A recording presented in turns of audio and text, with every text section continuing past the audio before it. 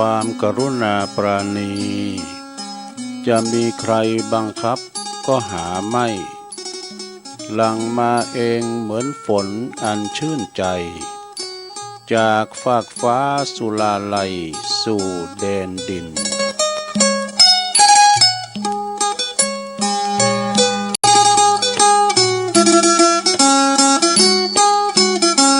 วัดพระธาตุดอยน้อยพันปี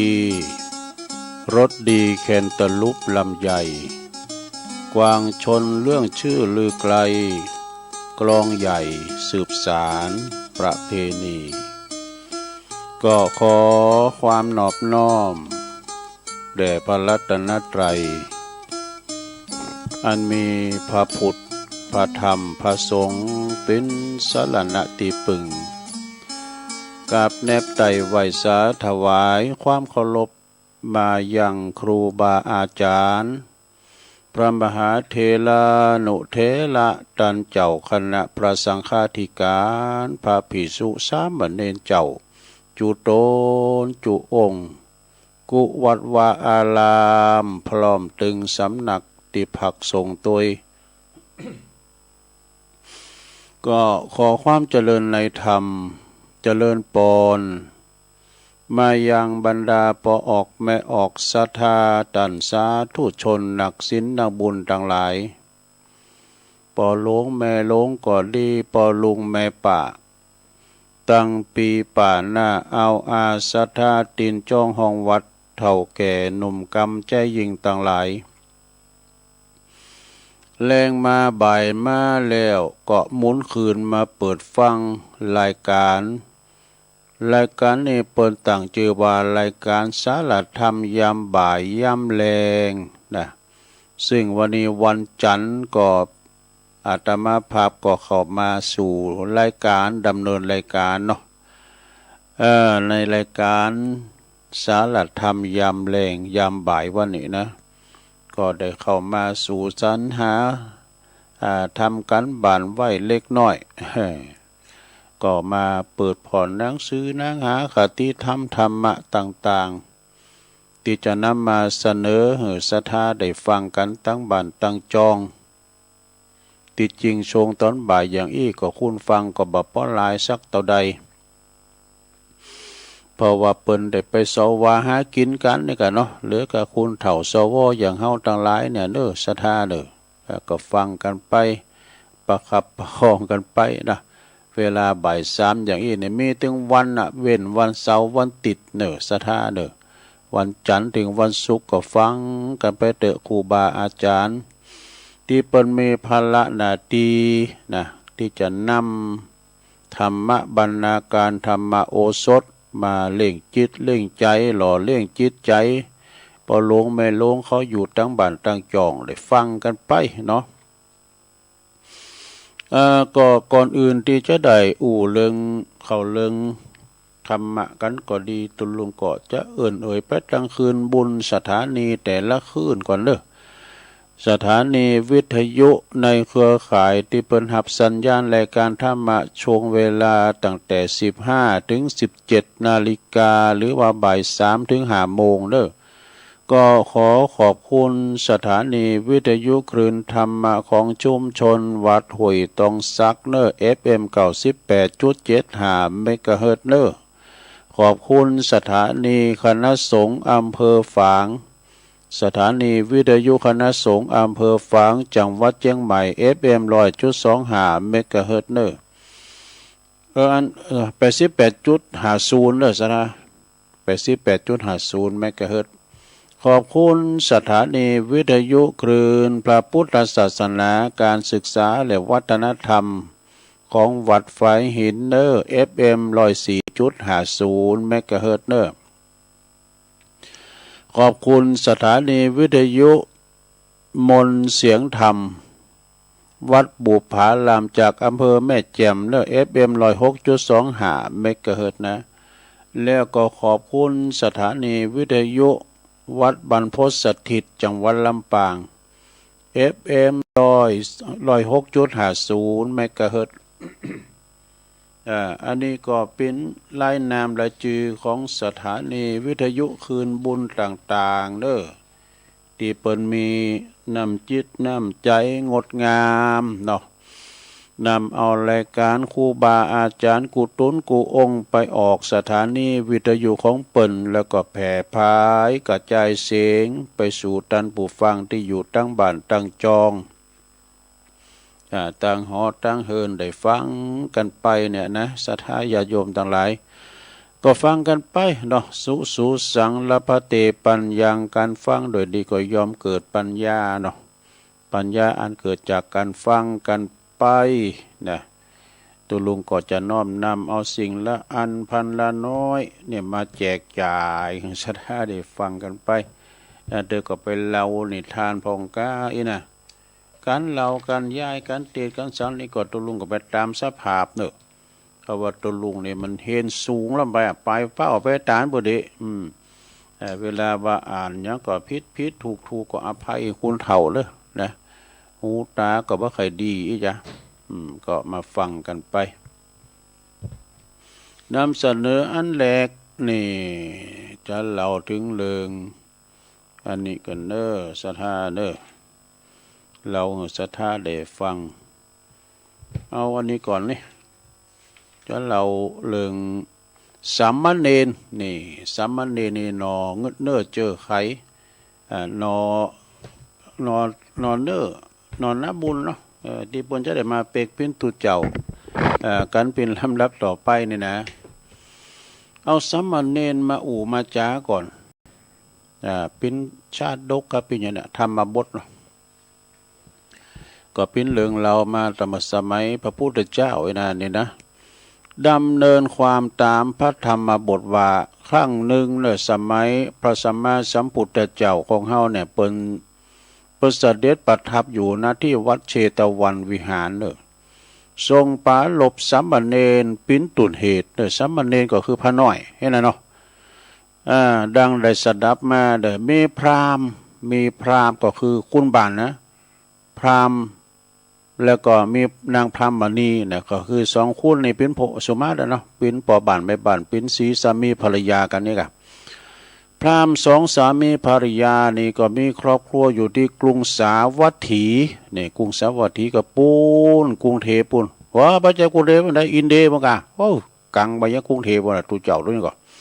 อยู่อินเตอร์เดียบนเด้อกรุงสาวัตถีนี่นะเป็นเมืองใหญ่ของเพิ่นนางพรามณีผู้เป็นภรรยานี่ก็เกิดว่าการทำบุญทำทานเนี่ยเฒ่าเอ้ยเนี่ยเพิ่นปรึกษากันลูกเพิ่นห้องกันเฒ่าเนาะเฮาจะต้องตาเนี่ยตัวเจ้าที่เพิ่นมีอายุตุนเฒ่าตุนแก่ตุนที่ชราภาปุ่นที่เพิ่นมีศีลจารวัดปิตุเจ้าที่เพิ่นแก่แล้วนะชราภาพมีพรรษาหนักว่าจะได้บุญหนักกะภรรยาเพิ่นกับพราหมณ์เนาะนางพรามณีก็คือเป็นภรรยาปอพราหมณ์เนาะคือเป็นสามีกาเนาะมีอยู่หันวันหนึ่งเนาะเจ้าวันหนึ่งเขาจึงจัดแจงทำปูอาสนะเด้อแล้วก็ทำสำหรับกับเขาปิ้นอย่างดีนะมีอาหารการสำหรับกับเขาแต่ว่าถวายพระภิกษุแก่สัก4 ตุนน่ะแล้วก็บอกพราหมณ์สวยเฒ่าเอ้ยเท้านะบนห้องอันนี้เนาะผู้เป็นสามีเนาะแกไปปูจาไปปูจาตัวเจ้าไปนิมนต์ตัวเจ้าที่มีพรรษาแก่ๆนั่นนะสัก4 รูป 4 ตุนเลยมาเฮินเฮาเนี่ยนะเขาจะถวายภัตตาหารพราหมณ์ก็ไปวัดเนาะพราหมณ์ผู้เป็นสามีน่ะไปวัดกราบทูลพระบรมศาสดานี่ไปซุบจับกับพระบรมศาสดาแล้วก็ขออันนิมนต์ส่งพระตุเจ้าที่เปิ้นมีพรรษาแก่มาหับภัตตาหารที่บ้านกำเตยนะพระศาสดาก็ทรงสามเณรดูเปิ้นก็ส่งสามเณร4 ตุนไปเต้นตุเจ้าแก่ๆนะมันมีเนรเนี่ยพองมีสามเณรสังกิจจะสังกิจจะสามเณร1 2 บัณฑิตสามเณรสามโสปากะสามเณรสี่สมุนะสามเณรเนี่ยสี่ตุนเนี่ยเป็นอรหันตาเลยสามเณรสี่ตุนเนี่ยน้ำจะธรรมดานะเป็นอรหันตาแล้วนะไปแทนตุเจ้าแก่ๆวะไปแทนภิกษุทั้งหลายเปิดจะไหลขจัดความสงสัยเหือแก่ด้านของอันเหือแก่อันสองพ่อแม่ไหนเนาะเอาว่าแต่ด้านเหือตุเจ้าตุนแก่ๆจะได้บุญหนักนะเมื่อว่าสามเณรทั้งสี่ตุนนั้นไปถึงหอถึงเฮิรนถึงบ้านของพราหมณ์แล้วนางพราหมณ์นี้ก็ยืนคอยอยู่นะหันว่าเป็นสามเณรก็ด่าสามีสองนาดสามเณรว่าอุ้ยเฒ่าเอ้ยก็เยี่ยมหูตาบอดก็สุมาเลยก็เพิ่นบอกไว้นี่มนต์พระเจ้าตุนแก่ๆแล้วเนี่ยสามเณรอายุมหา6 ขวบพรรษา6 7ว่าสามาจี้ด่าสามิกาตรงนั้นเรียนว่าเรียนก็ปากจังปล่อยเพิ่นพิษกันนั่นน่ะไอ้น่ะส่วนเตือก่อนแล้วสมัยก่อนนะสมัยตุลุงเป็นตูใหม่ไปบินทบาทในเฮินก้าวอย่างนั้นส่วนเตือนะมันหู้มันเข้าถึงตีเฮ้ยเข้าถึงตีอย่างได้เข้าไปในหมู่บ้านอย่างอันดับแล้วก็หมาเห่าพวกนี้พอโทษหมาวัดก็มีหมาบ้านก็มีบ้านดึงโกลาหนนี่นะตุลุงก็บินเดี่ยวโน่นสายเดี่ยวโน่นเอาปิ่นโตไปติวปิ่นโตก็ดีติวแล้วก็บาดก็ดีมันจะแล้วมันปาบาดด้วยนะก็เดียวซ้ำเดียวก็เตือก็ไปโอ้เนี่ยตัวอันสูมองมาหนังก่อนบางทีมองหล่อแล้วเดี๋ยวจะก่อนมองมาหนาหันเขาเป็นว่ามองไว้แล้วแต่เดี๋ยวก็เดี๋ยวเขามาใส่เนอะเขามาใส่บาทไปเต็มเฮือนหนึ่งคัดกันเลยสูยมใส่ยมใส่มันมีดูมันมีเป็นกันธรรมดาไปเต็มเฮือนเนี่ยพิษกันนั่นมันเข่าถึงตีนั่นแหละ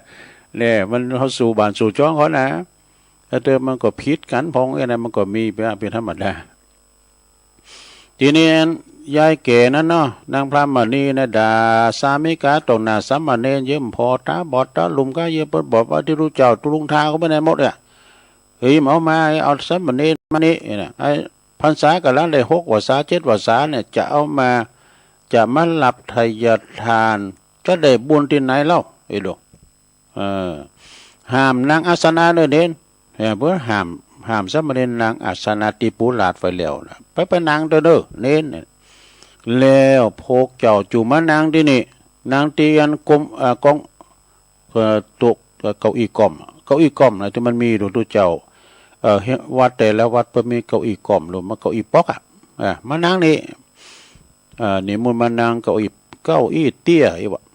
แล้วก็บอกพราหมณ์ผู้เป็นสามีไปสู่ท้าวเว้ยไปนิมนต์ตัวเจ้าแก่ๆมาแถมอีกสามีกาเนี่ยมันก็ได้ตะโกมีมนสมาเด้ไปแล้วใครอย่าไปเดี๋ยวไปถึงที่วัดจึงได้ไปได้พระสารีบุตรโดอัครสาวกมากันเด้อได้พระสารีบุตรมาพระสารีบุตรเทระเจ้ามาถามเอาแล้วก็สามเณรไม่ไหนเพิ่นมาถามเนาะสามเณร4 ตัวน่ะที่เพิ่นส่งมานะมารับภัตกิจภัตตาหารไม่ไหนได้รับภัตตาหารแล้วหรือยังเพิ่นก็มาถามนะมีคนตอบว่ายังย้ำได้รับเลยพระเทศแล้วก็จึงขอคืนบาทเนี่ยขอคืนบาทแล้วก็หลีกไปให้ไหนประกอบหับตาเนอะนางพระบัดนี้ก็บอกสามิกาแถมเฒ่าเอ้ยไปนิมนต์ตัวเจ้ามาแล้วแก่ๆนะเด้อนะไปทำรอบหนึ่งบัดนี้ก็ไปได้พระโมคคัลลามาทำหน่ะดูไปได้พระโมคคัลลามาแถมแล้วพระโมคคัลลาก็กล่าวอย่างเดียวกันถึงพระสารีบุตรเนนเขาย้ำได้รับอาหารเด้ออย่างไอ้กะเพิ่นบอกนะพระโมคคัลลาก็เลยขอคืนบาทแล้วก็กลับไปเพิ่นก็มหับตานแล้วปีกไปนางพราหมณ์นี้ก็บอกสามิกาไปนิมนต์มาแล้วครั้งที่3แล้วดูไปนิมนต์ตัวเจ้ามาเป็นครั้งที่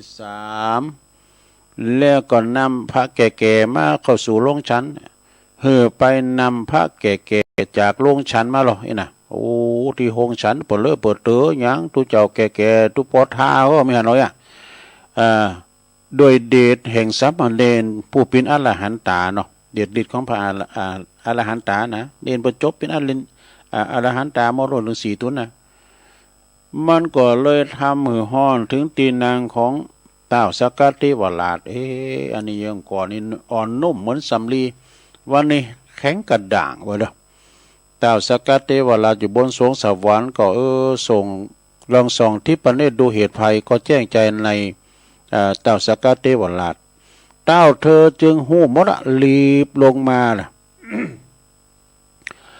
เต้าสกัดเทวราชก็รีบลงมาเนาะแล้วมาปลอมล่ะมาแปลงร่างมาเป็นพระแก่ๆวะนี่มาแสดงตัวเป็นตัวเจ้าแก่ๆอีกอะ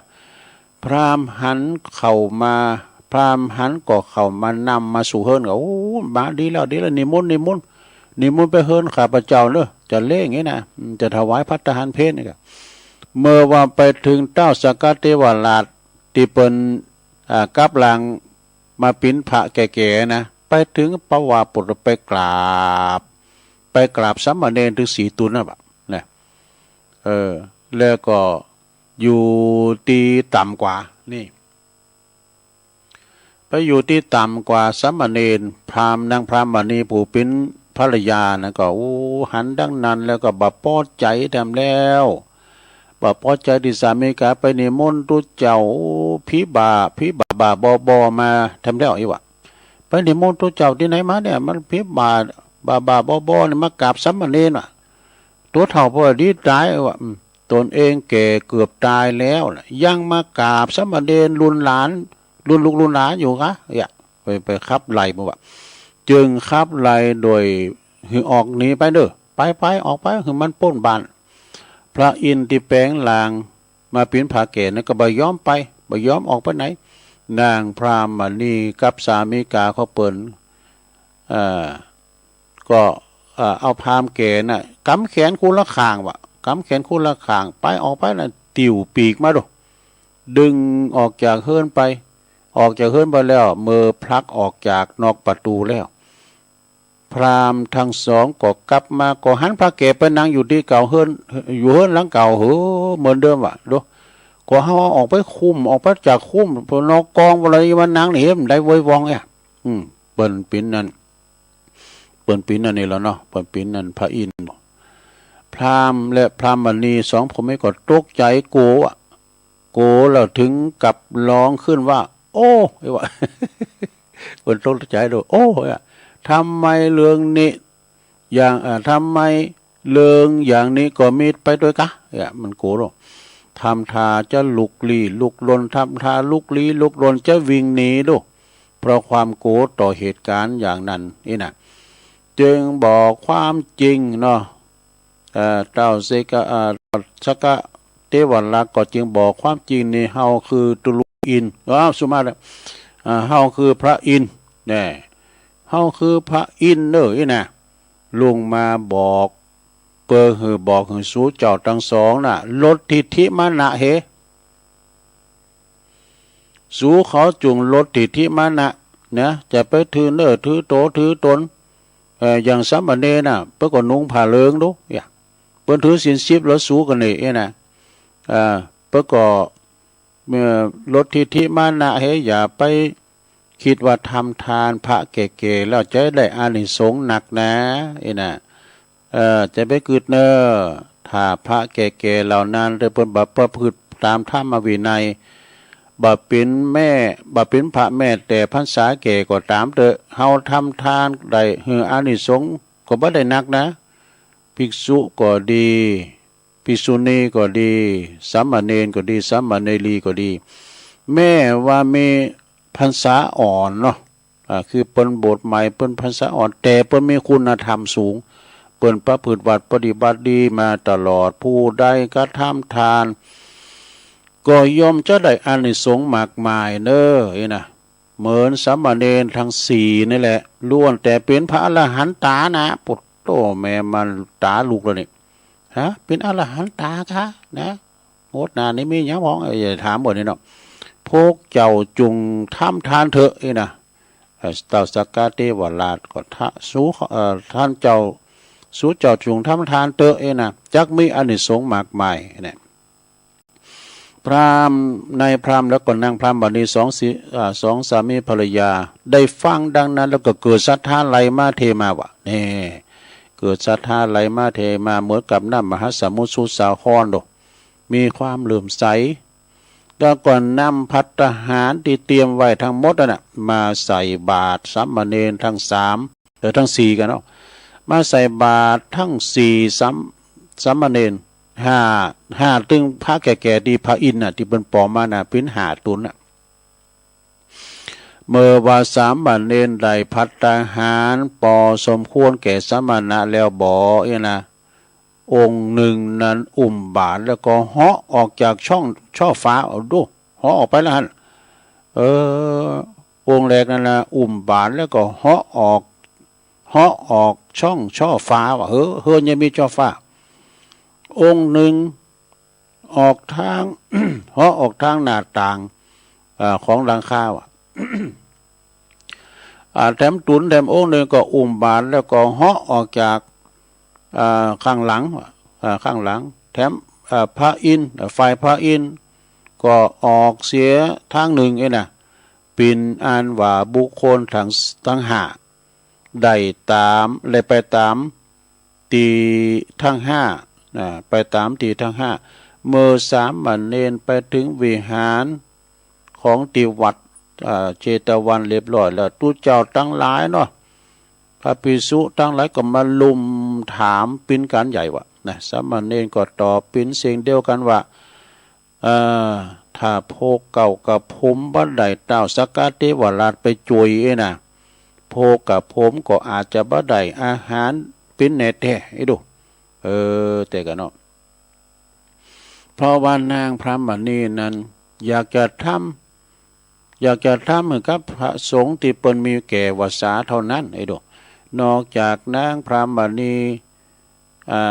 ได้มองข้ามไปหมดแล้วพระภิกษุก็จึงถามว่าเมื่อไปเจอเรื่องอย่างอี้พวกสามเณร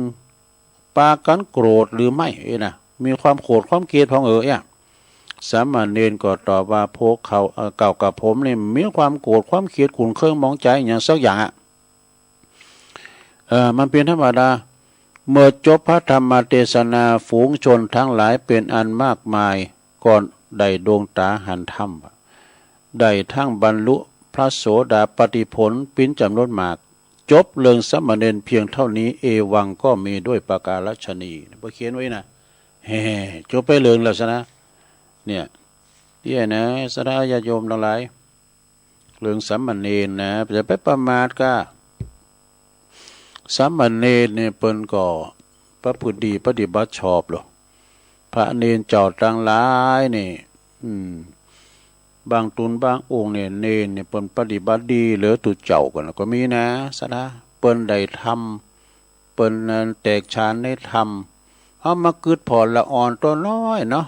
เป็นสามเณรสวดปฏิโมกข์ผ่านเนี่ยกะดูนี่มันจะธรรมดานะสวดปฏิโมกข์ผ่านเนี่ยเพิ่นสอบผ่านเลยนะปฐมใจธรรมดาตุลุมได้สักอิงสักองนะฟังเพิ่นสวดพอใครรับมันมึนนะเพิ่นสวดปฏิโมกข์นี่วันศีลเดือนปิงหรอเนี่ยแต่กลางวาสานี่ก็ลืมกันเนี่ยบางทีเปิ้นก็ไม่ใช่ว่ากลางวาสานะโหลดกันเลยตึงวาสาย่ำแรงตึงวาสาย่ำเข่าวาสาย่ำฟุ้นเปิ้นเอาโหลดกันเลยสามเณรนี่เปิ้นก็รักษาศีล10สถาเมื่อเดียวนี้ก็ใครเข็มไปเนอะใครเข็มไปเพราะว่าหยังเพราะว่าละอ่อนเฮาเนี่ยมันเข็มโรงเรียนไปก็มีนักเรียนที่จะเฮ็ดสถามันก็มันไปตามกาลเด้สำตือเขาก็ขดายเนนมาอยู่แต่เนนบางตุนบางองค์นั้นก็มาอยู่ก็ดีแต่คักมันคักผิวคักกวาดนะลุกมาเมื่อเจ้าปฏิบัติปัดกวาดสวดโยโกห้องแต่บางตุนนี่มันดึงซึงลึง มันดึงหมออย่างสักอย่างบสนโลก็มีนะ อันนี้นี่มันก็เอี้ยนแล้วไปตามน่ะแหละแต่ก่อนก็ยังตุลุงวาน่ะมีลูกศิษย์ลูกหาตุนหนึ่งนี่โอ้ยลูกมาเมื่อเจ้านี่มันถึงสวดก็เก่งนะแข่งกระชับกระเฉงว่องไวใจมอยนะต้นนั้นเนี่ยโอ้หักแต่นะแล้วแถมตุนเนี่ยมาดื่มเอาไหนอย่างวานนั่นน่ะดักกึกมึกมาดื่มเอาสนลงสักอย่างอ่ะสูตรโยโกห้องก็มันก็ได้ก็เปิ้นหลายอย่างนะ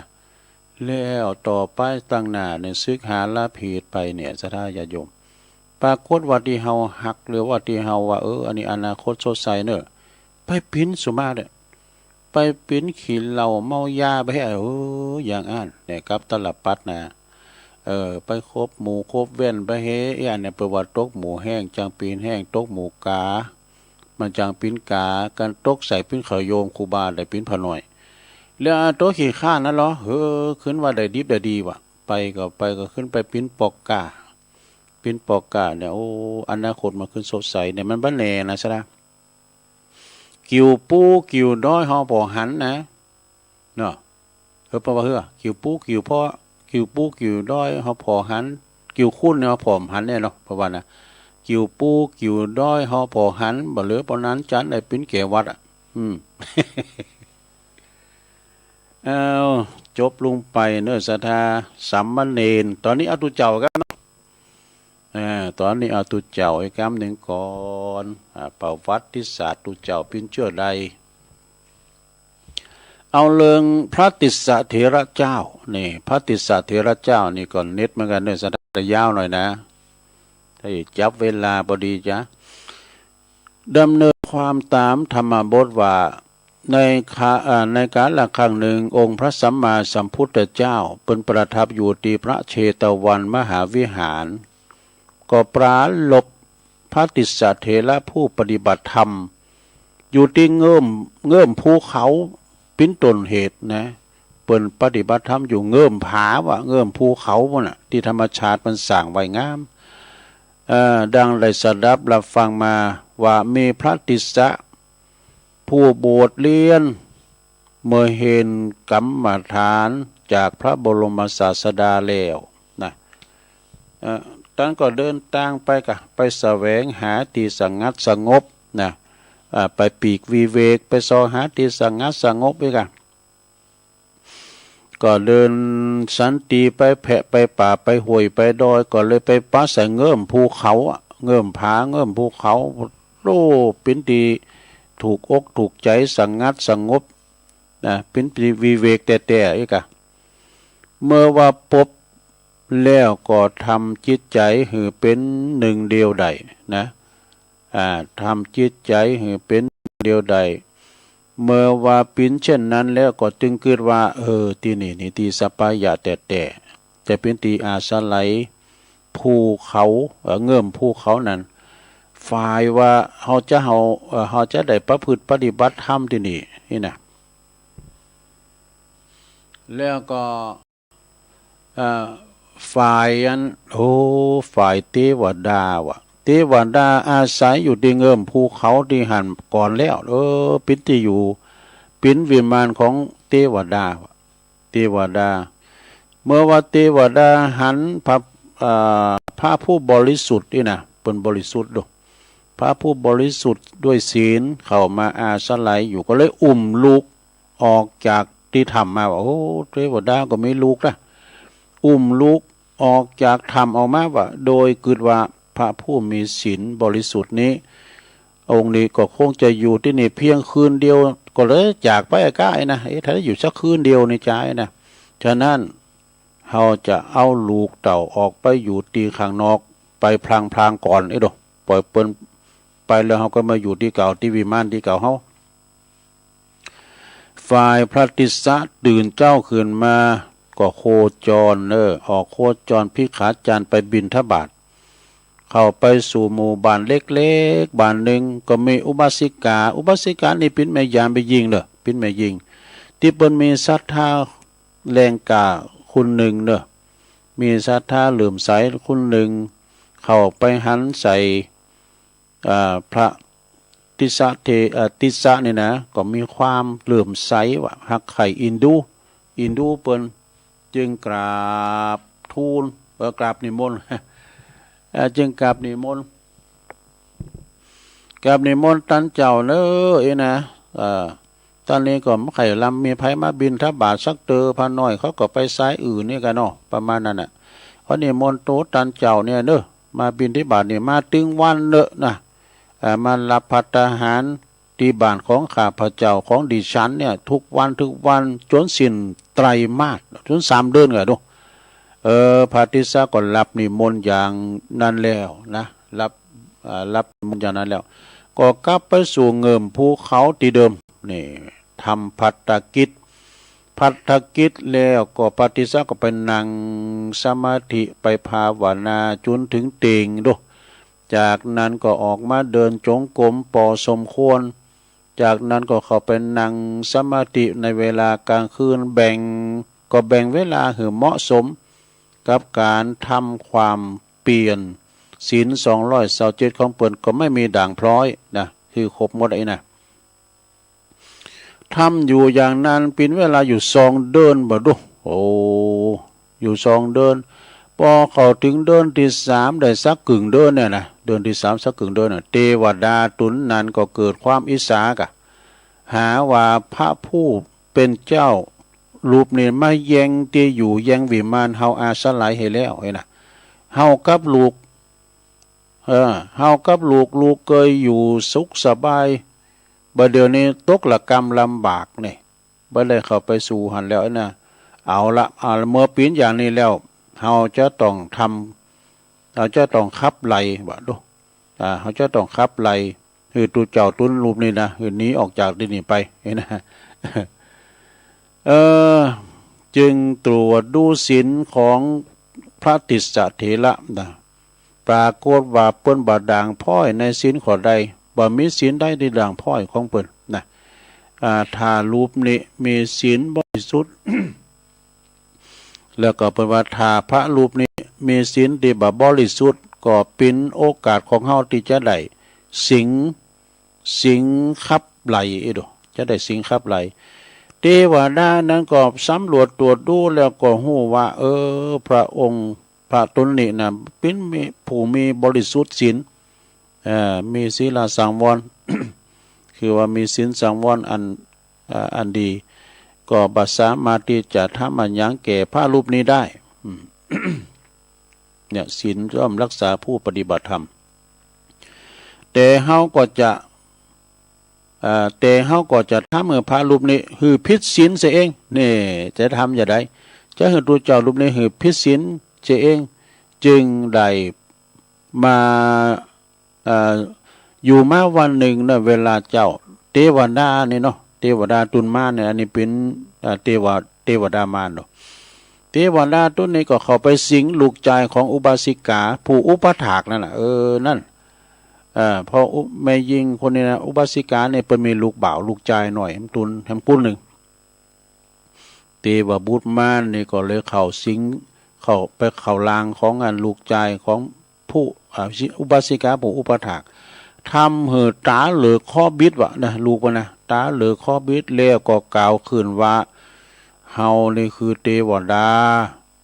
ผู้สิงสถิตอยู่ที่เงื่อมผาที่พระอุปถากของเจ้าอยู่ยังไงล่ะถ้าเจ้าต้องการให้ลูกของเจ้าหายจากข้อบิดข้อเงงเจ้าจงขอเม็ดมะสางในบิดจะคือหมดน่ะขอเม็ดมะสางจากพระอุปถากจากทุเจ้าตุนนั้นนะขอให้เจ้าเอามาฝนแล้วก็เอามาให้ลูกของเจ้ากินแล้วจะหายเองว่ะเนี่ยอุบาสิกานั่นเป็นหัวใจเด็ดเนอะจึงกล่าวว่าแม่นว่าลูกบ่าวลูกใจของข้าเนี่ยจะหักแสนหักกว่าตามเถอะนะจะตายโหงแล้วกับหน้ามือของเทวดาอย่างเจ้าเป็นผู้ทูศีลแล้วเฮาก็บักกาทำเพราะเม็ดมาสร้างนี่จากพระผู้เราอุปถากเพราะว่ามันผิดวินัยของสงฆ์อย่างไร้แรงนะเม็ดมาสร้างนี่มันปิ้มสังหัวน่ะถ้าอย่างนั้นแล้วเทวดามารบอกว่าถ้าอย่างนั้นแล้วก็จงขอเม็ด เม็ดหิงคุไอ้ว่าหิงคุจากพระท่านก็แล้วกันไอ้ละแล้วก็ปิ้นยามหัวเอามาแจน้ำแล้วก็ยศใส่ศีรษะใส่บุญโหของลูกนางแล้วจมูกนางก็จะหายไปเองว่าเฮาก็เปิ้นก็ว่าเฮาก็ออกหมายความการเอาย้อใส่แล้วก็เฮาก็จะออกจากรางนี่ค่ะออกจากรางลูกชายของท่านทันทีนะอันนี้ก็ยิงทำบ่ได้เนี่ยอุบาสิกาก็บอกอันนี้ก็ข้าพเจ้าก็ยิงทำบ่ได้เด้อเพราะว่าท่านจะอาบัติจะปีนอาบัติถ้าอย่างนั้นเนี่ยเทวบุตรมารเทวดามารก็ว่าถ้าอย่างนั้นจงคอนน้ำล้างเท้าท่านเถอะเอาน้ำล้างเท้าแล้วเอามายดใส่ที่ศีรษะของลูกเจ้าแล้วเขาก็จะออกจากรางลูกเจ้าของรางของลูกเจ้าทันทีอีกด้วยอุบาสิกากล่าวอย่างอุบาสิกากล่าวอย่างอันนี้ยังพอทำได้เนอะนะอันนี้จะทำเอาน้ำล้างเท้าใส่โหแล้วก็ขณะเดียวกันในพัทธิสะก็เข้ามาสู่บ้านเฮือนของอุบาสิกาพอดีนะแล้วก็เข้าไปนางอาสนะตีอุบาสิกาปูลาดไว้ดีแล้วนะอุบาสิกาก็เลยถวายภัตตาหารแล้วก็หาน้ำมาล้างหาน้ำมาหือพัทธิสะล้างเท้าแล้วก็ขอนิมนต์นี่นะเอาน้ำนั้นยดใส่ศีรษะของทารกผู้ตีปินอุบาสิกาหรือผู้เป็นลูกของอุบาสิกานะเอามายดเรียบร้อยแล้วพอดีก็เทวดาที่สิงสถิตอยู่ลางของลูกแล้วก็ออกมาหนีออกมาทันที ผีเทวดานั้นก็ไปยืนจังก้ารออยู่ปากถ้ำบ่แล้วว่าดูไปรออยู่ปากถ้ำบุญแล้วที่อยู่ของอันตุเจ้านะที่พัทธิสะนะเมื่อพัทธิสะมาถึงปากถ้ำก็กล่าวตวาดขึ้นว่านะเทวดามานะเจ้าเป็นหมอกาตุเจ้าเป็นหมอกาพระหมอบ่เป็นพระหมอบ่รักษาคุณบ่หันอย่างนี้แล้วจุงหนีจากที่นี่เพราะว่า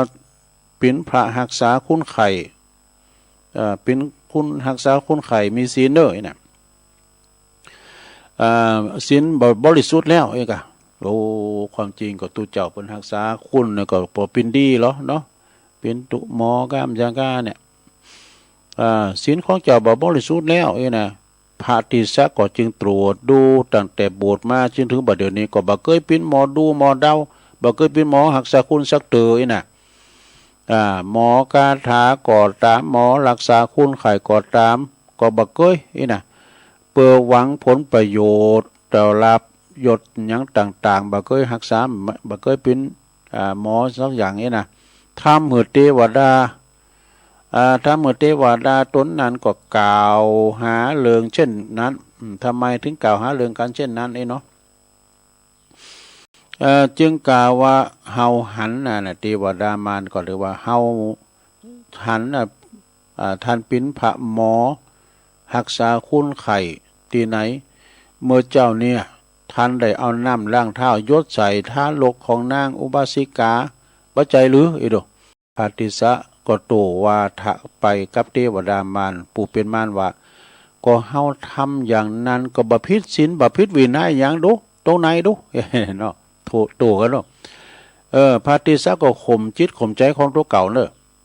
บ่หือหวั่นไหวบ่หือฟุ้งซ่านบ่หือมีความโกรธความเกลียดโมโหโทโสอย่างสักอย่างนะเมื่อท่านจึงได้บรรลุได้บรรลุกับเทวดามารนี่ฮะได้บรรลุเป็นพระอรหันตาในอิริยาบถยืนนี่ได้เป็นพระอรหันตาตอนนั้นเถียงกันเถียงกับเทวดามารหันแจงจตุรัสเพื่อก็เป็นนั่นผู้ที่เป็นพระอรหันต์เป็นว่าหันแจงจตุสัตเป็นพระเตวิชโชเนี่ยเพกพร้อมโดยสัมปติสัมพิทาโดยปฏิสัมพิทาทั้งสี่ท่านดูถึงสี่เลยนะจึงเทศสั่งสอนผีเทวดาผู้ปีนม่านว่าเนี่ยเจ้าเทวดาเฮ้ยผู้มิจฉา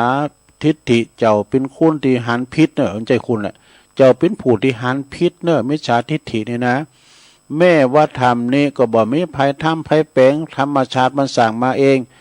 เจ้าก็อย่ามากล่าวดูว่าเป็นของเจ้าเจ้าแปลงกะไอ้น่ะเจ้าไปหักไปหวงกะไอ้น่ะอันนี้อันที่จริงแล้วเจ้าบ่อยากเจ้าบ่อยากตกนรกกะไอ้น่ะอันที่จริงแล้วถ้าเจ้าบ่อยากตกนรกถ้าเจ้าบ่อยากตกนรกไอ้น่ะเจ้าจงมารักษาศีลห้านี่เจ้าจงมารักษาศีลห้าเทวดารักษาศีลห้านะมันจะว่ามีการหมู่บ้านรักษาศีลห้านะเทวดาก็รักษาศีลห้าได้รักษาศีลห้าบริสุทธิ์เนอะพระสงฆ์องค์เนนควรกราบไหว้จนเป็นเจ้าเป็นอมนุษย์เนี่ยที่โสดเจ้าบ่ควรไปสิงสถิตในลางไผต่อไปบ่ควรเพิ่มทุกข์แก่ไผแม้แต่เจ้าเป็นเทวดาเจ้าก็จะตายเป็นจุติเป็นเหมือนกันแต่กันเนาะเทวดานี่ก็หมดบุญเหมือนกันสดาเทวดาก็หมดบุญตกจากสวรรค์เหมือนกันนะเมื่อออกพรรษาแล้วข้าพเจ้าตึงจะออกจากที่นี่ละเจ้าก็มาอยู่ที่นี่ข้าพเจ้าจะไปเฝ้าพระพุทธเจ้าพระศาสดาแล้วก็เจ้าก็จงมาอยู่ที่นี่ต่อไปนะก็บ่ยุ่งยากอย่างดูก็เทวดาก็บ่ควรที่จะทำชั่วในทางกายทางวาจาแล้วก็ทางใจนี่อันนี้พระติสสะเป็นตีสอนนะตีสอนเทวดามารนะครับบ่ทำชั่วในทางกายทางวาจาแล้วก็ทางใจถือเป็นทุจริตคือมันเป็นทุจริตเทวดาได้ฟังดังนั้นแล้วก็ทราบซึ้งว่าเริ่มใสลุกมากราบขอโทษกราบขอโทษขอโทษขอโพยขอสุมาลาโตดกับพระติสสะก่อนเลยจากนั้นก็เลยจากนี้ไปข้าก็จะบ่สิงแล้วนะบ่ไปสิงไผบ่ไปทำลายไผจะรักษาศีลซึ่งศีลห้าว่าปฏิสสะได้สอนผีดุเทวดาดุ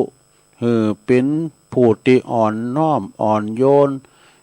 ตั้งอยู่ในสัมมาทิฏฐิเมื่อว่าอยู่จำภาษาสิ้นไตรมาสแล้วที่เงิมพาที่หันเงิมทำแต่จากนั้นแล้วก็เมื่อถึงวันปวารณา มหาปวารณาปฏิสสะมหาเถระเจ้านี่เปิดก่อนเลยก็ปวารณาออกภาษาจึงเข้าไปสู่หมู่บ้านอุบาสิกาเนอะที่เป็นอุปถากนะไปเตแสดงธรรมให้อุบาสิกาพร้อมกับครอบครัวลูกหลานฟังอุบาสิกาแปลว่าผู้ที่ใกล้พระรัตนตรัยซึ่งพระบรมศาสดาทรงตั้งจงรักษาไว้นะจงรักษาไว้อย่าเสื่อมเนอะอย่าชื่อเสียงเสื่อมไม่นะอุบาสิกาปึงพระรัตนตรัยก็จะจงปึงไป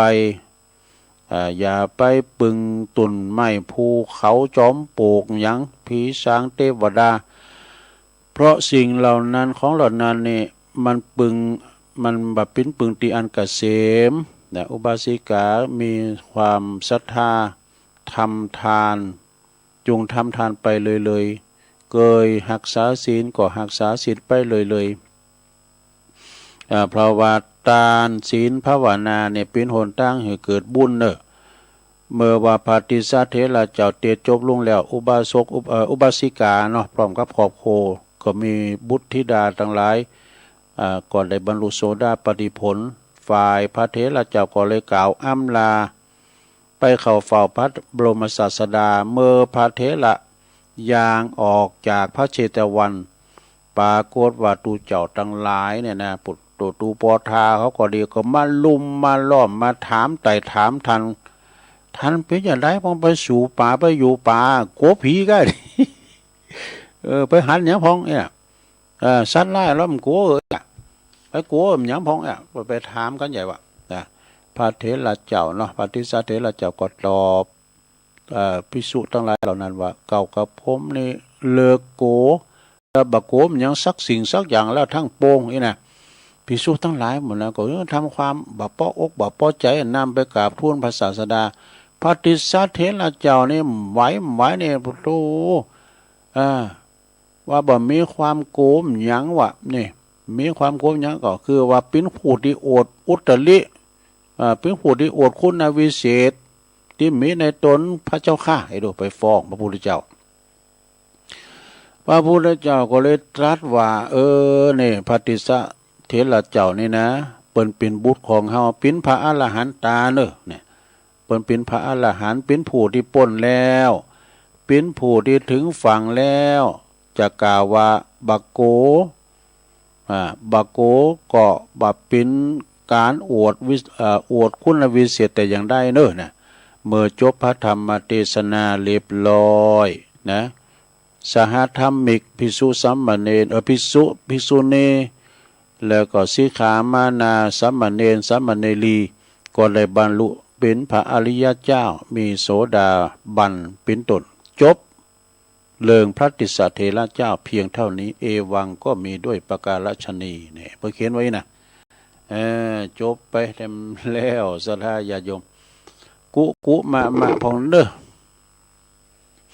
ตุลุงเรืออ่านโวยพองจ่าพองก็บ่ใครอันถนัดสักต่อใดเรื่องอ่านหนังสือหนังหาเนี่ยนะสำเตมันก็มีขาดตกบกพร่องไปก็สุมาอภัยกับศรัทธาญาติโยมต่างหลายด้วยเนาะก่อนที่จะได้จบรายการชมมงแรกนี่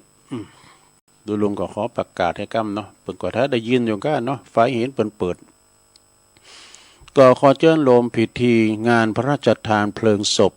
ในเมตตาธรรมท่านพระครูพิสารวุฒิคุณนะวงเล็บเกษมสิริจันโทตุลุงเสมเนอะตุลุงเสมนี่เปิ้นเป็นสาธุเจ้าหลงอยู่ที่วัดหนองซ้อยอายุเปิ้นได้80 ปี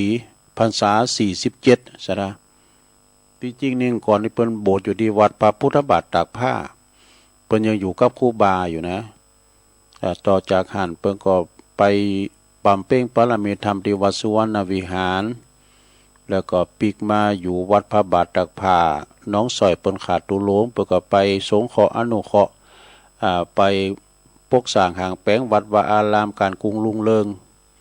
จนถึงปัจจุบันเนี่ยนะเปิ้นก็ได้เสี่ยงบุญมรณภาพไปเปิ้นเอาไว้ขึ้นมื้อเฮ้ยนะเปิ้นจะเปิดศพในระหว่างวันที่8ถึง12กรกฎาคมนี่กันเนาะท่านมหาประสิทธิ์ธรรมพินันโทเปิ้นส่งไล่มาก็พอนะเปิ้นก็จะได้ออกเมนพระราชทานเพลิงศพนะฉะนั้นญาติโยมทั้งหลายลูกศิษย์ลูกหาไผที่ฮู้จักมักคุ้นในเมตตาธรรมหลวงพ่อท่านพระครูพิสารวุฒิคุณตุลุงเกษมสิริจันโทอดีตเจ้าวัดหนองสอยตำบลมะกอกอำเภอป่าซางนะก็ไปรวมบุญกันเนอะนะไปรวมบุญกันไปจะไปหับปิ้นเจ้าภาพสังฆทานก็ดีไปหับปิ้นผาไตรก็ดีไปเปิดโรงทานออกโรงทานก็ดีก็เจิญเนอะหรือว่าไปบริจาคหน้างานไปปูชาผาปังสกุลไตร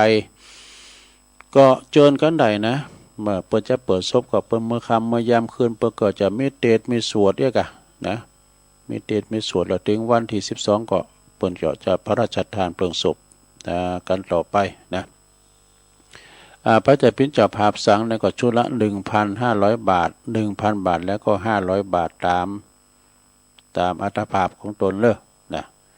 ตามอัตภาพของตนเนี่ยอันนี้ก็เป็นข่าวมรณกรรมข่าวบริการประชาชนและบริการข่าวสารเงินบุญกับครูบาอาจารย์กันต่อไปนะเอาแล้วเนาะศรัทธาญาติโยมตุลุงก็คงจะได้ยอบยั่งจบชั่วโมงพอดีก็เดี๋ยวมาอุกันต่อได้เรื่องบุญนะก็เดี๋ยวนะได้เรื่องบ่บุยอบุญของกันนะเป็นเชื่อใดนะก็เดี๋ยวฟังกันต่อเด้อเจริญพร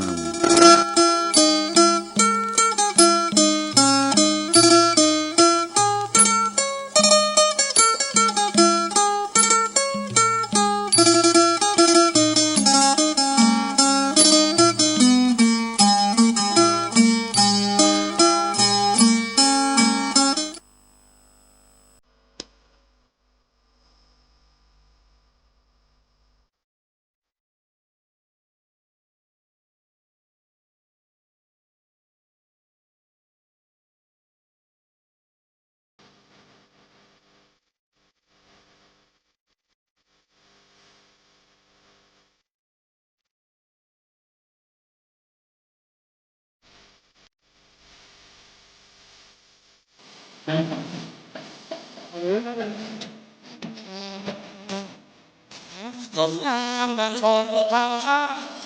เหนือดาวเสียจริงยิ่งนาแม่สายสินก็ช่างจนสวยเบาลำเอาแล้วไว้สดสวยดูจานดาสีไปจะแม้นไรไปบ่มีจุดจ่าเมืองฟ้าสินจางเพลงดาแสงฟ้า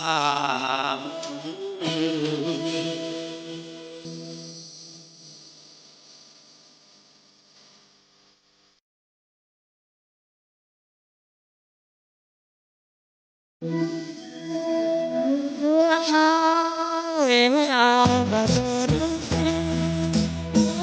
ไม่จีดงไม่แซ่ตาตา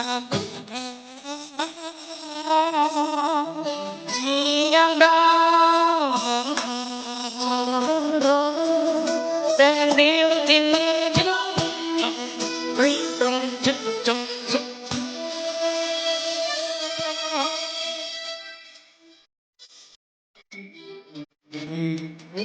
บอกเคยไปเห็นบ่เจ้า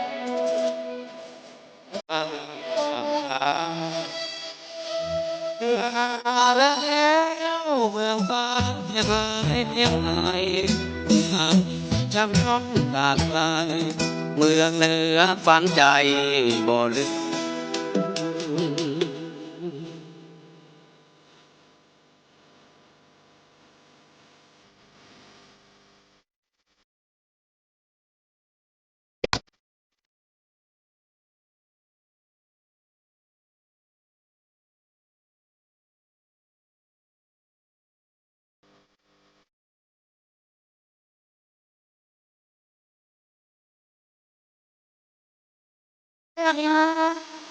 ไม่อายประเสริฐ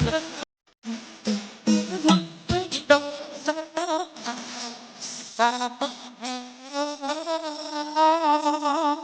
เสียงดาว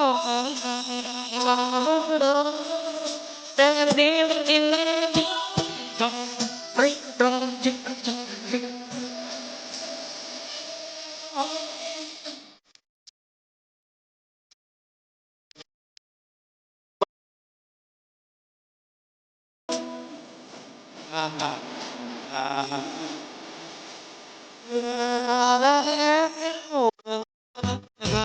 ยังไงหน้านี้จำย้อนจากไกลเมื่อเลือฟังชายบ่นึก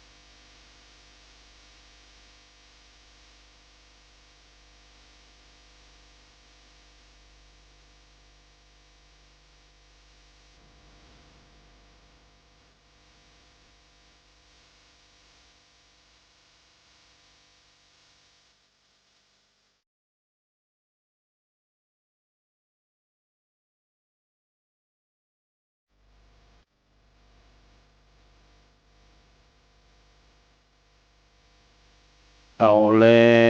วศรัทธาสาธุชนญาติโยมทั้งหลายเนาะตุลุงก็พักเบรกพักครึ่งนั่งมึนลำไปก็เจ็บหลังเจ็บเอวโยกใหญ่ข่ายตีเตียวไปเตียวมายืดเส้นยืดสาย แล้วก็มานั่งอู่กันต่อในชั่วโมงที่สองเนาะขณะนี้ท่านทั้งหลายก็กำลังฟังรายการสารธรรมยามแลงสารธรรมยามบ่ายนะซึ่งก็ดำเนินรายการโดยตนตัวแห่งอาตมาภาพตุลุงยองมานั่งอู่นั่งจ๋ากันไปตามตามอัธยาศัยของตุลุงนะก็เวลาบัดนี้ก็16:08เอา4:08แล้วเนอะศรัทธาวันเวลามันโวยนะ4:00ปลายแล้วนะ16:08พวกก็ไปเยการทำงานกันไปเนาะศรัทธา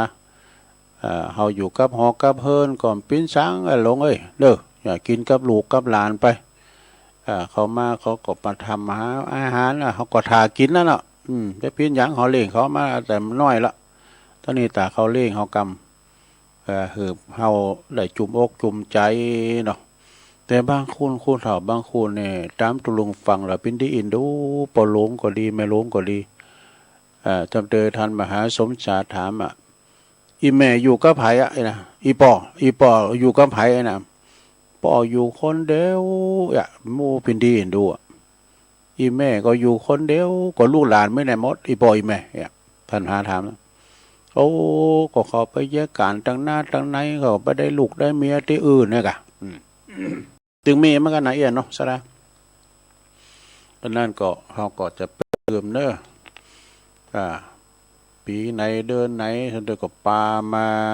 ลูกปลาเต่ามาแอวหาปอหลงไม่หลงมาหาปอหาแม่ให้พองมันก็มีลูกชายคนเดียวตัวจำปุ้นเพื่อก็มีไผ่นะเอาเปิ้นมาเปิ้นฝ่ายไม่ยิง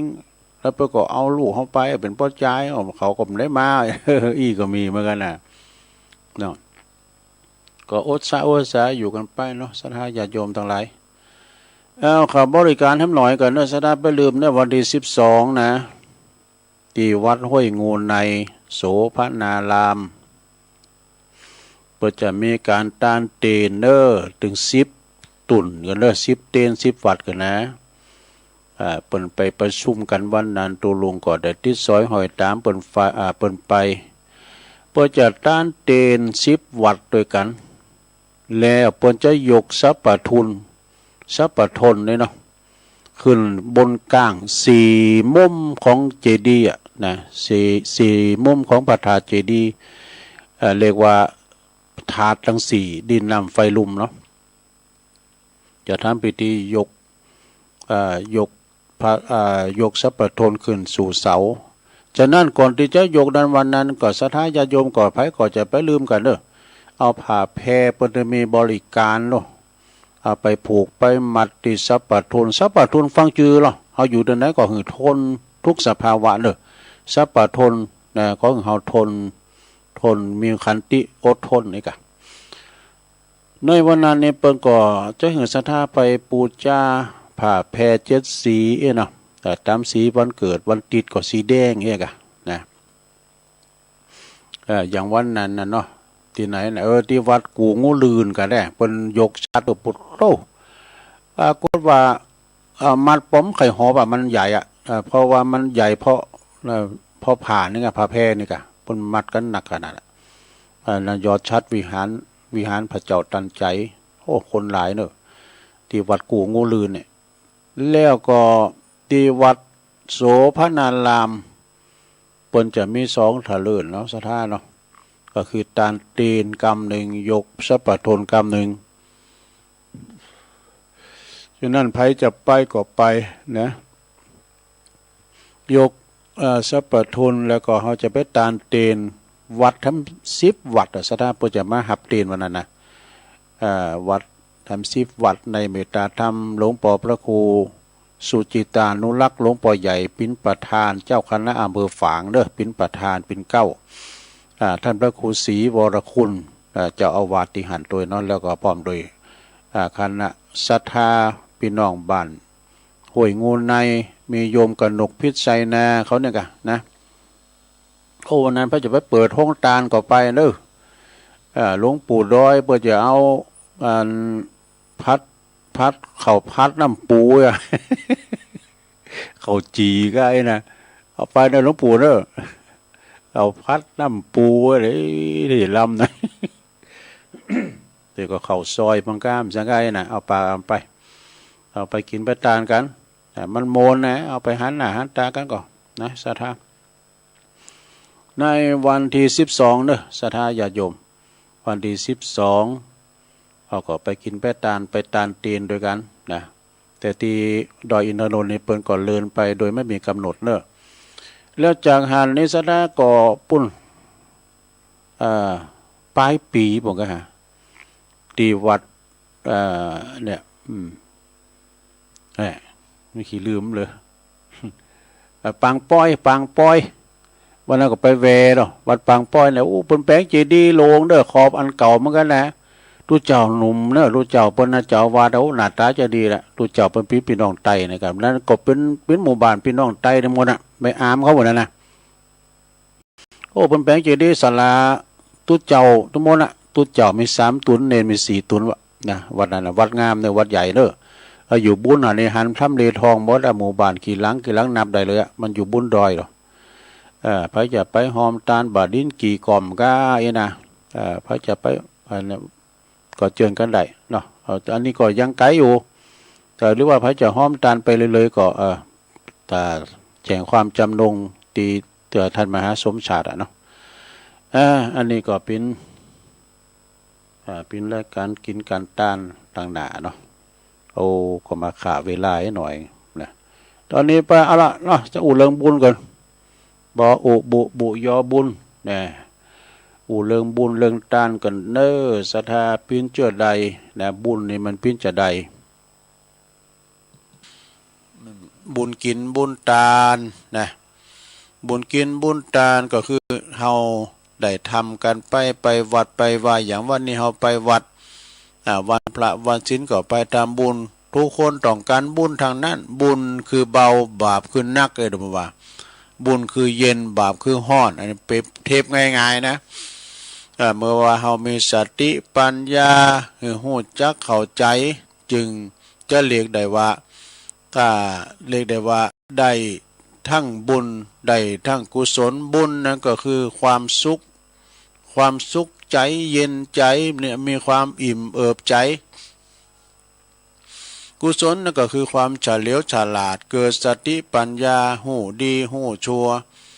หูจักบาปบุญกุญโตดด้วยดอกนะกุศลนะสิ่งที่เป็นประโยชน์และเป็นประโยชน์สิ่งควรละคนเว้นแล้วก็สิ่งที่ควรประพฤติปฏิบัติพิธีกรรมทางพระพุทธศาสนาเปิ้นว่าเพราะว่างานมงคลหรือว่างานอวมงคลเบื้องต้นนั้นจะมีการไหว้พระหับศีลนี่สิ่งสำคัญที่จะละเว้นบ่ได้ก็คือจะต้องบาบกพร่องไปคือจะต้องมีพระธรรมเทศนาเนาะแต่ว่ามีงานมงคลงานขืนเฮิรนใหม่เอาละนี่เดี๋ยวประธานสงฆ์ตุลุงบนก็จะเตธรรมศาลากาลิวิจสูตรกาเนี่ยใจยะสังกะ5 กาเนี่ยปัจจัยตั้ง7 กายน่ะทำมงคลหรอกอย่างน้อยต้องมีธรรมกาเนี่ยนะ1 ผูก 1 กันเกี่ยวกับงานกระทำงานอาวมงคลงานตาย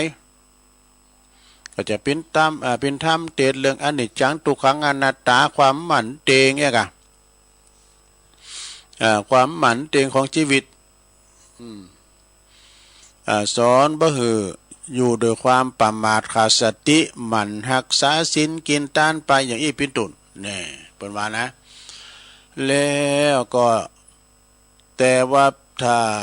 แต่ปินตินาสังเกตว่าเป็นว่าโทรไปนี่นะเจ้าปุถเฮานี่มักจะบัดตั้งอกตั้งใจตั้งสติสดับรับฟังธรรมะกันสักเท่าใดนะ เพราะว่าคุณนั้นจะหู้นักหู้น้อยมีสติมีปัญญาระดับไหนนะส่วนมาก็ฟังเอาไปปิ้นผิดทีนะหูเข่าหูซ้ายออกหูขวาน่ะเนาะก็เวลาโตลุงทาต่างนะโมและปุตโรยดักปิ่งยินไว้นะโมตัสสะทุก่อนนี้อันเด็กอะโตลุงนะบทใหม่ๆเนี่ยไปเขียนนั่นนี่นะไปเขียนยอมได้เนาะเขาก็ถามอย่างนี้นะตามพึงตามพังอ่ะเนาะ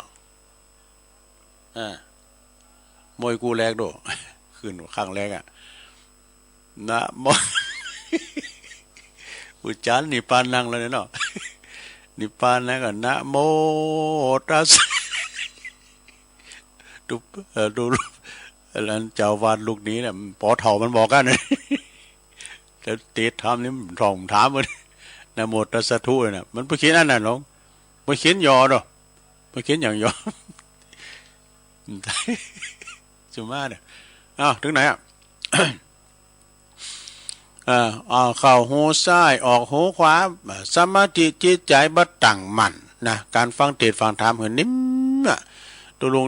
ลุงทาตั้งนะโมนิ่ม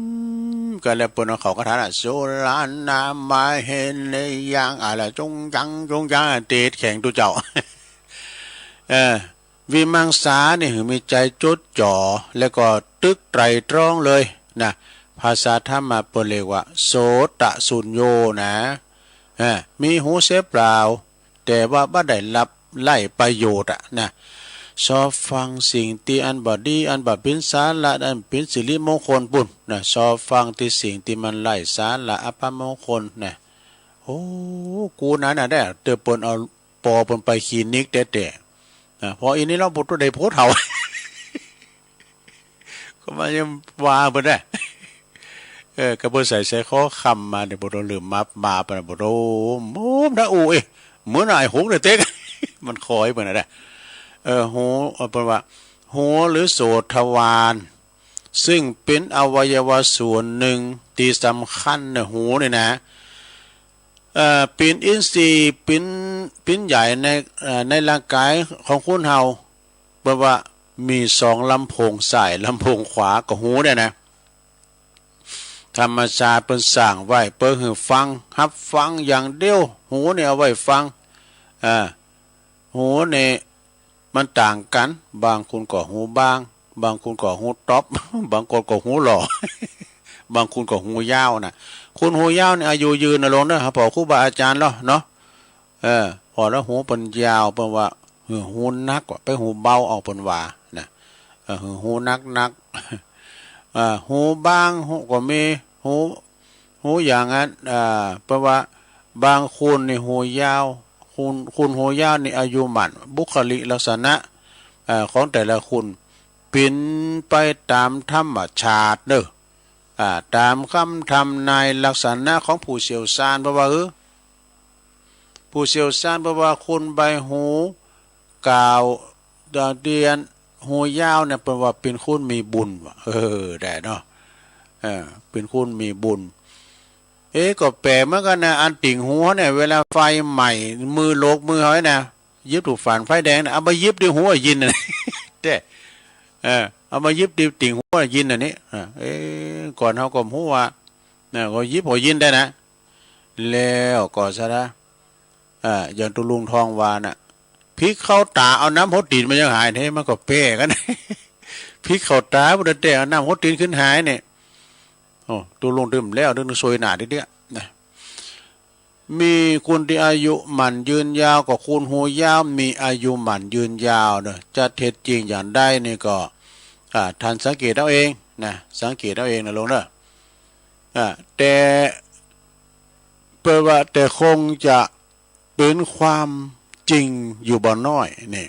เพราะว่าตันเปรียบเทียบไว้ว่าคุณหูยาวนี่เป็นคุณที่หูนักเป็นคุณที่หู บ่เป็นคุณหูเบาบ่หลงเจออย่างง่ายๆแล้วเนอะต้องพิจารณาโดยเหตุโดยผลก่อนมีความคิดนักแน่นหูนั้นมีไว้สำหรับฟัง ถ้าฟังถ้าประสาทหูเฮาดีนะถ้าหูเฮาหนูก็บ่สามารถจะรับฟังได้ยินได้นะหูนี่รับฟังเสียงทุกอย่างสิ่งที่ดีก็มีสิ่งที่บ่ดีก็มีนะทั้งมีประโยชน์แล้วก็ที่บ่มีประโยชน์ฟังถ้าฟังที่สิ่งที่มีคุณถ้าฟังสิ่งที่บ่มีโตเนี่ยนะก็เช่นการสาธุชนนะไม่หลงเขาบ่หลงเขาฟังธรรมเดี๋ยวนี้กะนะนี่มีประโยชน์เนอะฟังแล้วหายงอมไป เนาะที่วัดหรือว่าที่แห่งใดก็ตามเนี่ยไปฟังธรรมกันนะการฟังนี่มีลักษณะแบบที่จะต้องพิจารณาว่าฟังเรื่องอื่นๆพิจารณาฟังกว่าเรื่องอื่นๆได้ยินเข้าหูก็เปิ้นว่าสวนเสเฮฮากันนะร้องลำทำเพลงอันนี้ปิ้นโมนเป็นบางครั้งบางคราวนะก็เพียงว่าได้ยินฟังเฉยๆบ่ต้องนำมากึดมาสังนะ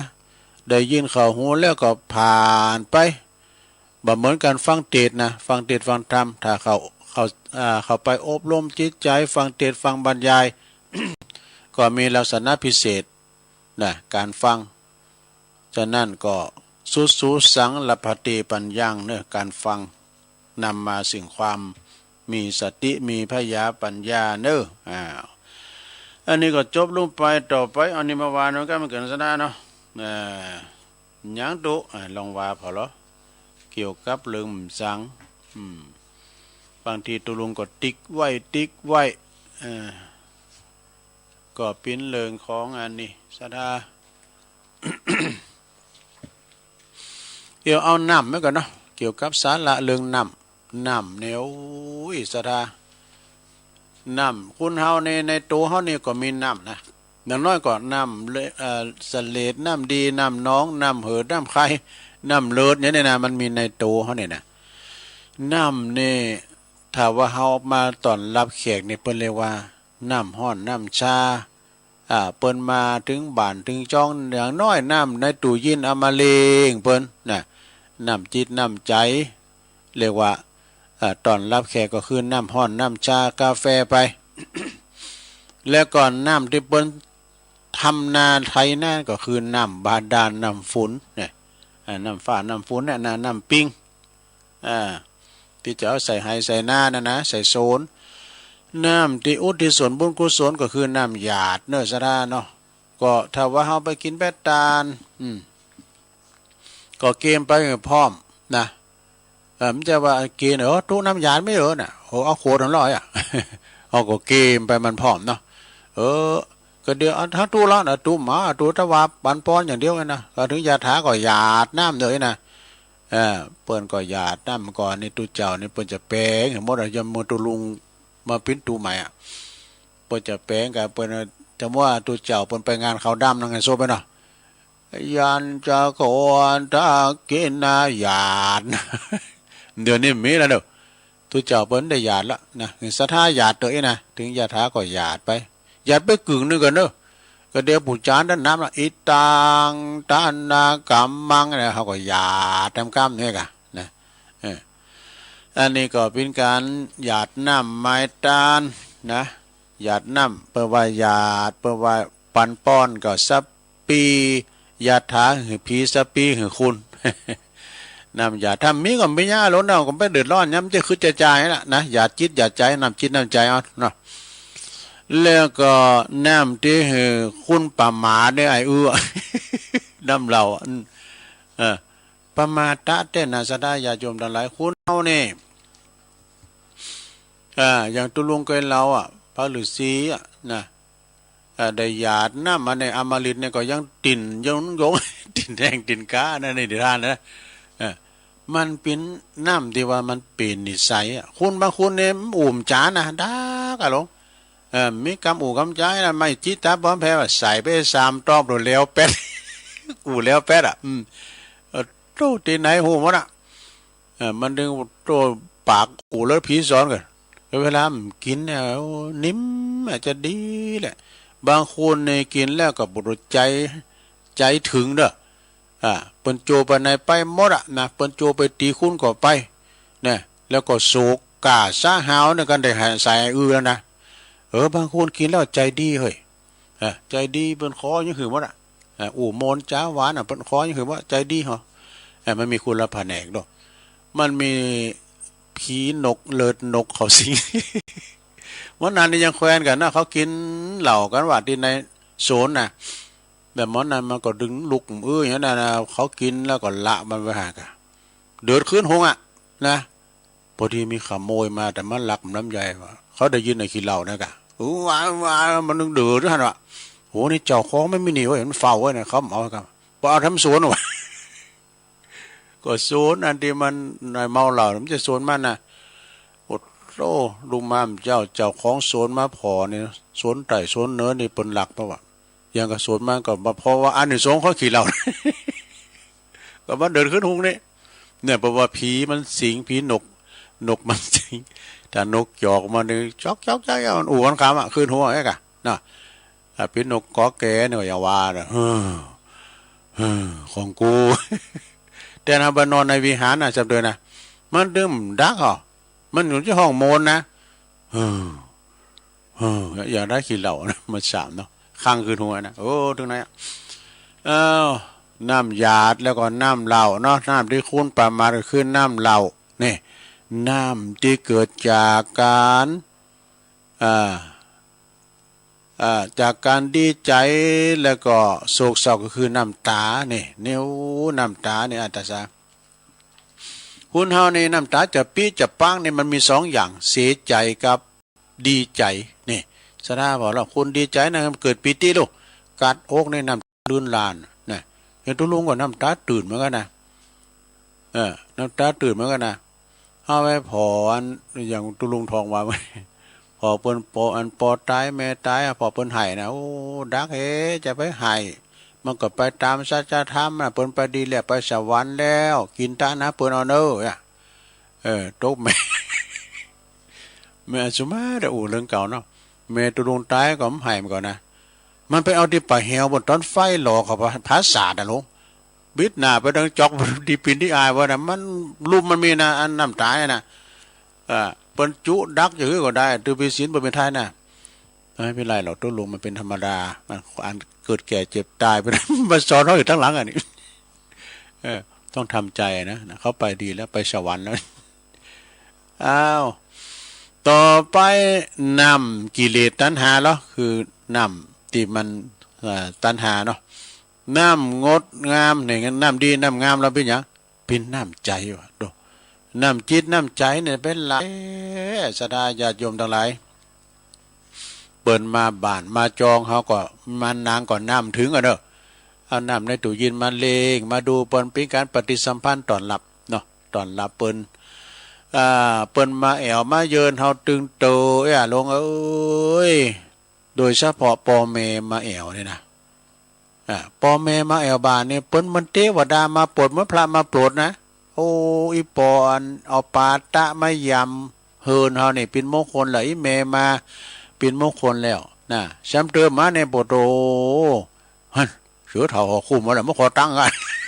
มาเกิดเนี่ยนะโอ้ยมันเกิดฮอดเปิ้นเล่งตัวเตปอเจ็บไข่สบายแม่เจ็บไข่สบายหนิ่งกันคัดกันดูคัดกันก็โกว่าได้เอาไปส่งห้องยาก็มีนะสะท่า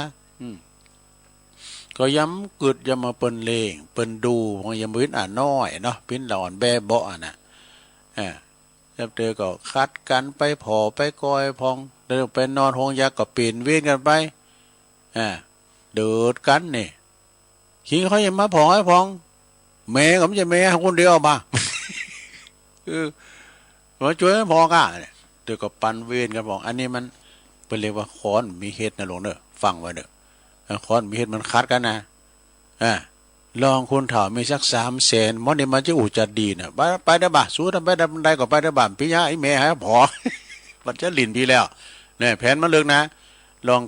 งคนถามปางกระดาษแล้วมันได้ขีดแล้วเนี่ยมันได้ขีดแล้ว300,000มันจะเบื่อเลยอันนี้เป็นลูกเกาะลูกกล้วยนะลงเนาะลูกเกาะลูกกล้วยเนี่ยมันมีบ้านเฮาเมืองเฮาเนี่ยมีอะไรมีที่อื่นพุ่น หัวใจมันดีกว่าลายเลยไปหูไผ่หูก็ไป แต่อ้าวเนี่ยคุณปอคุณแม่เนี่ยลงเนอจะไปละไปลืมมีน้ำจิตน้ำใจหาปอหาแม่บางคนของปอของแม่เนี่ยเวลาเปิ่นลุ่มหายตายละนี่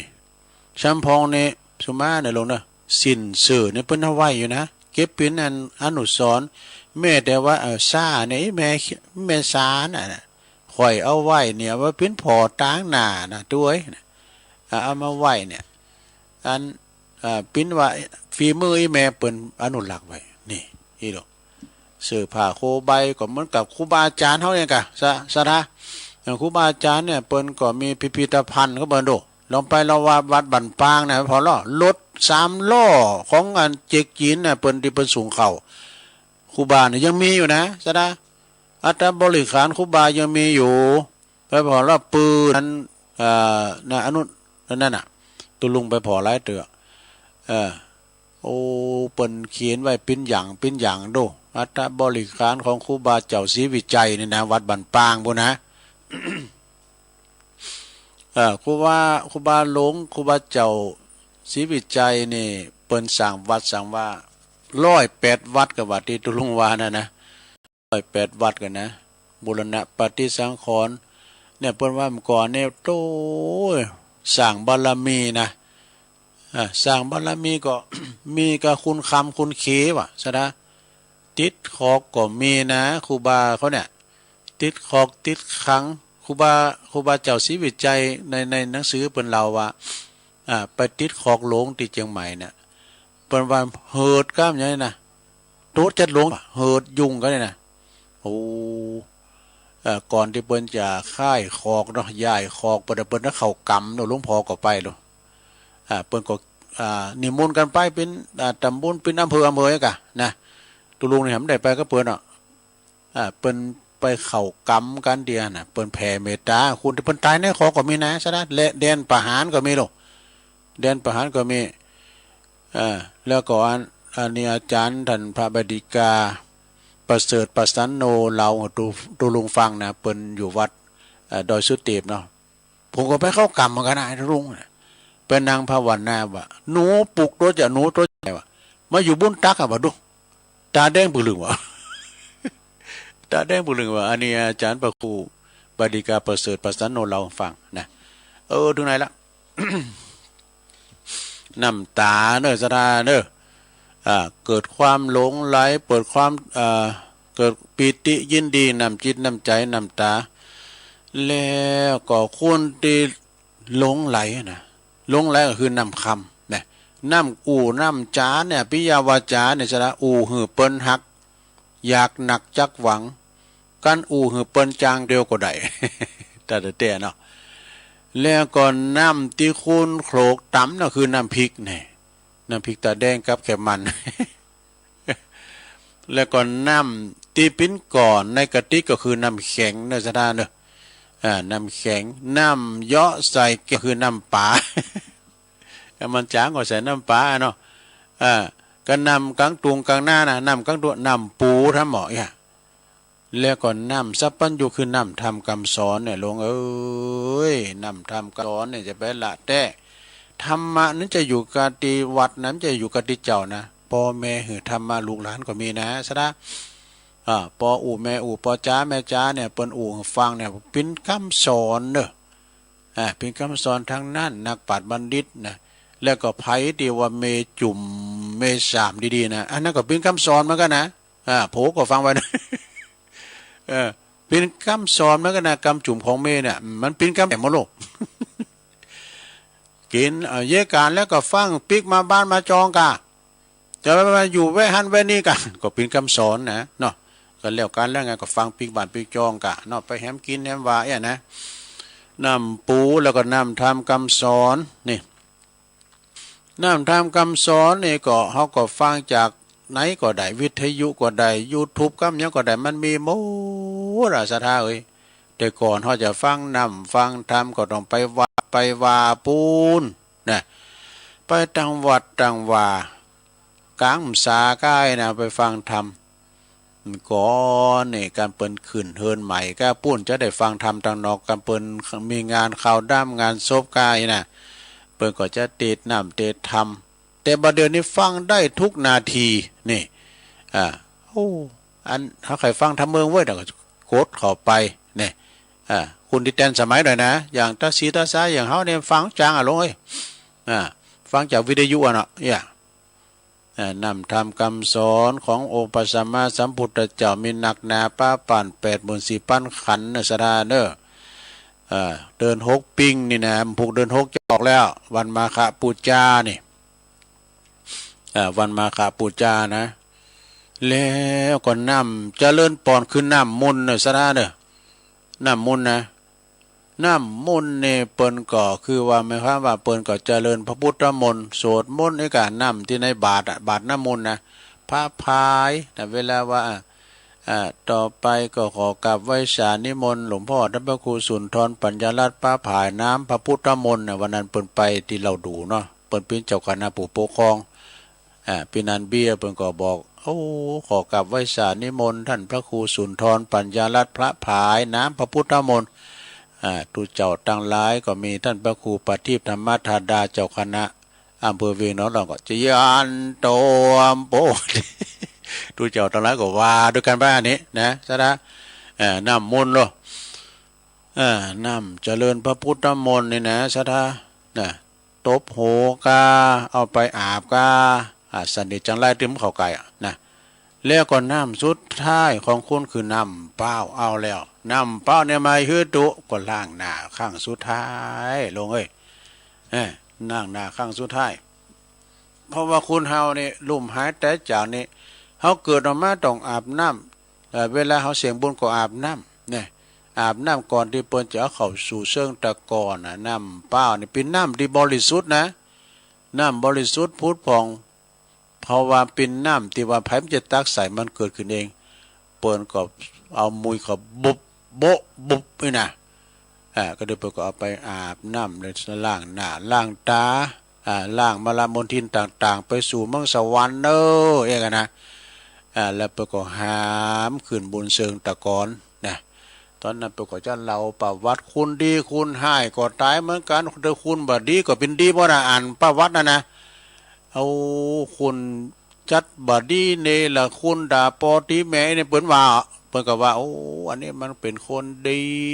เท่าฮักป่อฮักไปวัดไปวายเนี่ยเปิ้นก็ได้ทำบัดนี้นะเปิ้นเราบอกว่าแล้วแล้วว่าอันนี้มันเป็นคนบัดดีเสียงป้อมันด่าป้อตีแม่ลักเล็กขโมยน้อยมันตายก็ดีมีไปว่าเนาะ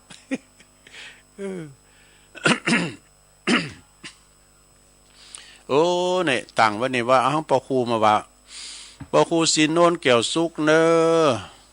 บุคคลดีเด่นของจังหวัดละปูนนะบุคลากรปูชนียบุคคลนะนำสาระหลายอย่างเปิ้นมอบไม้ถวายปอบพยาให้ตะลุงเนี่ยวามเสียงกาเปิ้นก็บอกว่าท่านนักปราชญ์ราชเมธีว่าไว้เปิ้นว่าถ้าโหดใจของคุณในโลกนี้นะติ้มไปด้วยความกตัญญูกตเวทีแล้วจริงๆแล้วเป็นวันหนึ่งโลกนี้ก็จะเป็นโลกที่สวยงามที่สุดยิ่งกว่าเทวโลกนี่แล้วนะว่านี่นะจะสวยงามกว่าเมืองเทวโลกสองโลกนี้นะ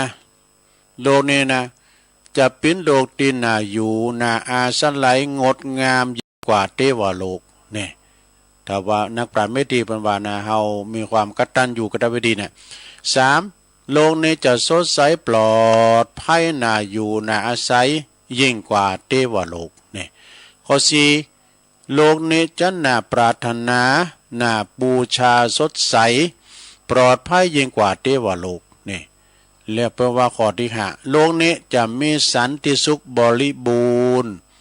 น่าปรารถนาน่าปูชายิ่งกว่าเทวโลกโดยไม่ต้องสงสัยเลยนะไม่ต้องสงสัยนะอาจารย์พระครูเราว่าเนี่ยปิ้นที่โมนะมีคติเตือนใจได้เนาะ เลี้ยงนกแก้ววันนี้สอนประโยคเดียวไม่ต้องสงสัย ถึงว่าได้เงินได้คำมาดูคำว่าไม่ต้องสงสัยน่ะเศรษฐีจนลุงเจอดูเราคำมาเลก ก็เดียวบทเอาลองจี้เหรอจี้แล้วที่ไหนมีคำมองไปขุดที่นี่ก็มีไปขุดเพราะว่ามีว่ะอันถึงวันนี้มาขาโดนจุขาโดนหลอกกันเนี่ยฮะ18 มงกุฎกะไม่ต้องสงสัยข้อที่6เนอะลงเนอะข้อที่6ชีวิตมนุษย์เฮานี่มีกรรมปิ่นผู้ผลิตเนี่ยจะอ่อนวอนบวงสรวงไปทำไมเนี่ยเฮากรรมถึงวันนี้เฮา มาเสวยกรรมสถานลองสังเกตแล้วคุณเฮาในสั่งกรรมมาบ่เหมือนกันแต่นะบางคนรูปร่างลักษณะงดงามรูปเราลึงแต่ไล่พยาปัญญาก็มีนะบางคนนี่บางงามแล้วก็มันมีสติพยาปัญญาดีมันสั่งบุญมาบ่เหมือนกันฟังในธรรมนิพพานสูตรนั่นหรอประดึงว่าดูเนาะสั่งกรรมมาดีก็เฮาก็มาดีข้อที่7เฮาบ่ฮู้ว่าวันพรุ่งนี้จะเกิดหยังขึ้นกับเฮาจะโศกเศร้าไปทำไมเฮาจะฮู้นี่ว่าพรุ่งนี้จะเกิดพรุ่งนี้เฮาจะอย่างได้จ้าน่ะไผทำนายบ่ได้เนาะแต่ว่าวันพรุ่งนี้เปิ้นนิมนต์ไปรับทานอันนั้นแน่นอนกะอันนั้นเปิ้นเอาใบมาก่อนแล้วนี่ ข้อที่8ลงบรรดามารดาบิดาเฮานี่บะเข้าหลบนับถือแต่ไหวพระจะไหวไปทำไมเนี่ยแต่กันเนาะคุณเฮาเนี่ยนะศรัทธาญาติโยมทั้งหลายบันนับถือบันนับถือแม่เนี่ยพ่อแม่เนี่ยก็เป็นเทวดาประจำงานของลูกของเต่าเนาะบันนับถือบันนับถือแม่แล้วไปไหวอันพระนอกบ้านนะเนาะไปไหวที่ไหนบอกว่าไปไหวครูบาไปไหวที่หาที่นี่นะแต่ว่าพระเจ้าคินตัวบ่ไหวนะพระในบ้านก็อันเนี่ยสำคัญแต่สดาญาโยมทั้งหลายเอ้ยลูกเต้าต่างหลายฮือใดฟังไว้อาตมาม่อนไทยจักเล่าไข่จ่าพระคุณมารดาแม่มาเล่าลูกเกิดออกมาอีแม่มีใจจื่นสู้เป็นดีอินดูเจนล้ำอดกั้นอาหารข้าววันหลายครั้งกินแต่พริกต้มปีต้มพริกดำเนี่ยกำปิแลหาบ่ได้กินอย่างกัวสาบตึงดังพิษเดือนเป็นบ้ากัวบ่มีไผ่เลี้ยงดูลูกข้าพุทธาที่ด่าลูกน้อยคนอื่นหมื่นแสนหลายพันหลายร้อยบ่เต้าแม่เจ้าสักคนลูกเคยลองนึกดูเหตุผลได้เกิดเป็นคนย้อนแม่ของเจ้าเนี่ยลูกเกิดออกมายังบ่ได้กินข้าวได้แต่มัวเมาล่ำร้องลูกเจ็บในหาเจ็บขาเจ็บท้องแม่มีแต่ฮืออาภัยลืมมาแล้ว เจ็บขาเจ็บท้องเลี้ยงดูลูกน้อยบ่ได้หันเหจอมในเปหลับเด้อลูกลืมไปแล้วลงเอ้ยสับสนไปแล้วมันได้ว่ามึนแล้วเนี่ยนะความจริงนี่จะโมนะเนี่ยเปิ้นเป็นจ้อยเป็นซ้อกันนะเนี่ยแม่ครูโบซอนเขาก็เนี่ยครูบาในวังเปิ้นเคยเอามาจ้อยเหรอเนี่ยเปิ้นเอามาจ้อยนะลูก7-8คนแม่ทนเลี้ยงได้จนเจริญวัยใหญ่แล้วส่งไปศึกษาบ่ฮือกาดแก้วลาดไปหลงดื่มเหล้าเมาเบียร์เฮียนมานักล้ำเอาขว้างในมีผัวมีเมียซ้ำบ่มาใกล้ เป็นจ้อยไปแล้วลงไอ้ครูบาในวังเป็นจ้อยมนนะตายแล้วนะถึงไหนเนี่ย จบไปก็หังปะคูน่ะมีหลายอยู่เนอะนี่นะเปิ้นว่ามารดาบิดาเฮาควรเคารพนับถือเปิ้นว่ามารดาบิดาเฮาเคารพนับถือแต่ไปไหวพระไปไหวไปทำไมเดี๋ยวเปิ้นว่านะไปทำบุญคืนโหตรงเปิ้นว่านะคุณเฮานี่ถ้าว่าอักตันอยู่ต่อพ่อต่อแม่นะ บ่ฮู้กุลปอกุลแม่ปิ้นโตไปมันดื่มเจริญว่าซะดานะขนาดพ่อแม่ยังนับถืออ่ะเนี่ยเปิ้นว่าอีนะซะดานะเนี่ยกุลปอกุลแม่เนี่ยนะซะดามแจ่มให้มันดีแหละขนาดตายไปแล้วนะมันยังรักษาคุ้มครองลูกอ่ะ ตุลุงวามกำเนาะมีปอใจคนหนึ่งเนี่ยปลาห่อเข่าไว้วะนะจะเดินสันทีไปในเมืองไกลเล็ดป่าเล็ดเขาไปปัสสลาก็เลยเอาอย่างกินข้าวตอนั่นกันว่าเองอ่ะกินข้าวตอแล้วลุยลายรับเอาถุงไปห่อยว่าห่อยสลานะสะดุ้งตื่นมาโอ้พอบ่ายแล้วเดี๋ยวเฝ้าเดินทางไปว่ะลืมถุงห่อเข่าอ่ะในตัวถุงห่อเข่านั้นมันมีขิวปอขิวแม่ไปดูมันเอาไปรักษาหน่อยแล้วมันลืมโอ้เฝ้าปิกมาดูปิกมาส่วนต่างกับปอใจเต็มคู่หนึ่งเลยถามว่าทานหันถุงห่อเข่าห่ออยู่ที่ศาลาเนอะโอ้มีหันนะดูหันคุณถอดไม่ยิงก็ปอใจนางเฝ้าหันก๊อกงอกว่ะ เนี่ยดูขนาดตายแล้วยังมาคุ้มครองลูกอยู่นะสัทธาญาโยมพ่อแม่เนี่ยนะมันแจ่มให้มันดีนะเอาให้ตัวอีกก่อนเนาะสัทธาญาโยมต่อหลายเรื่องกุลปิตามันดาของปอครูศรีนวลแก้วสุขโตปอครูเก่าปอครูเหงาตุลุงเนอะแต่ก่อนเบก็สอนตุลุงมาตั้งแต่กอไก่ขอไข่ละประเด็นนี้ปอครูเก่าสิปลายสินจำดีอยู่เนอะมาวัดมาวาได้อยู่เพิ่นอยู่น้ำดิบน้อยเนี่ยนะวันไหนวันตาก็หมอข้างหน้าปอครูเนาะกลางวันเนี่ยเพิ่นได้ฟังก้าถามมือเจ้านะฮะฉันได้ฟังอยู่ต่อไปเอาอันนี้มาวาดทำกรรมหนึ่งก่อนจะเอาเรื่องมนุษย์ทำกรรมมานี่เปิ้นว่าพระพุทธศาสนาเปิ้นจำแนกคุณไว้4ประเภทดูมี4อย่างล่ะ1มนุษย์เปโต2มนุษย์ดิรัจฉานโน3มนุษย์โสสี่แหละมนุษย์โส4มนุษย์เทโวดูเนี่ยเพิ่นขยายความในรู้เรื่องมนุษย์เปโตนี่มันหมายความว่าหยังกูแปลว่าเป็นคุณแต่นะเป็นคุณเปรตวะนะหันแก่แปลว่าหากินผิดกฎหมายลบซอนนะมนุษย์เปโตนี่มันก็บัดดีเสียงทานเนาะนะลักเล็กขโมยน้อยก็คำปอคำแม่ก็มันจะเป็นอาหารหมดอ่ะ อยากจะทำพิษว่าเธอก็ไปลักเอาตู้บริจาคพองกาเนี่ยมนุษย์เปโตหรอ คนเปรตหากินผิดกฎหมายลบซอนนี่วะนะเปรตนี่มันดึงโดเปรตมาดึงอยู่กับวัดนะใช่ไหมมันเจอตุลุงแล้วเปรตนี่มันคือหมายความว่ามันก็จะไปเขวิบากอยู่ที่วัดนะ2มนุษย์ติรัจฉาโนคุณสัตว์นะแปลว่าคุณสัตว์เจ้าคุณเปรตเนาะนี่คุณสัตว์มีจิตใจโหดเหี้ยมอำมหิตเนอะนี่นะมันฆ่าสัตว์ตัดชีวิตฆ่าหมูฆ่าม้าฆ่าคุณฆ่าหญ้าฆ่าควายฆ่าได้หมดอ่ะนะอันนี้ว่าคนสัตว์มนุษย์ติรัจฉาโนนะ3มนุษย์โสนี่ดีเนอะดีอย่างไรก็มนุษย์โสมนุษย์โสมนะมิสินะมนุษย์โสนี่หมายความว่าเป็นคนที่มีจิตใจสูงบ่ต่ำบ่หยอบบ่เตะบ่ถีบมีเมตตากรุณามีความกตัญญูกตเวทีแน่อันนี้เป็นคนดีมนุษย์โสนี่นะแล้วก็มนุษย์เทโวนี่อันนี้ซ้ำดีกะมนุษย์เทโวนี่ก็คือมีเป็นคนที่มีคุณธรรมมีธรรมของเทวดานี่มีหิริมีโอตตัปปะตัวอันนี้เป็นคนดีเนอะสัทธาญาโยมอันนี้เป็นคติธรรม